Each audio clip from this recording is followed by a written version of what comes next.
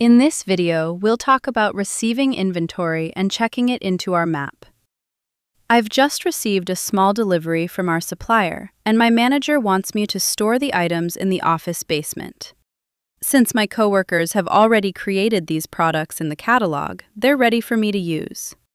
I'll select the green check-in icon over the basement location, and the product catalog will pop up.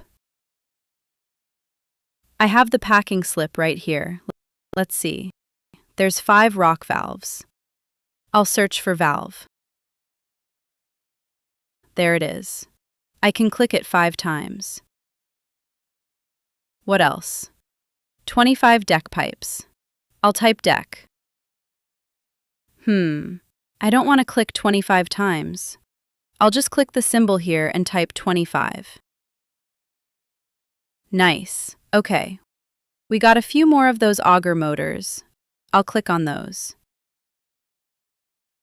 And 2 of those mixer shaft ends. Let me just double-check the list on the right to make sure everything lines up with my packing slip. Looks good. To save this, I'll click Check-in.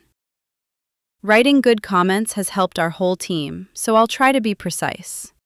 I'll write, Received shipment from Metro Concrete Supply. And I see that there's a purchase order number on this packing slip. I better include that as well.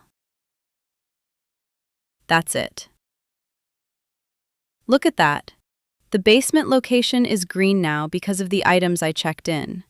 And since I left a great comment, when my manager runs a report at the end of the month, they'll see exactly what we received. Follow me to the next video, and I'll show you how to move items between locations.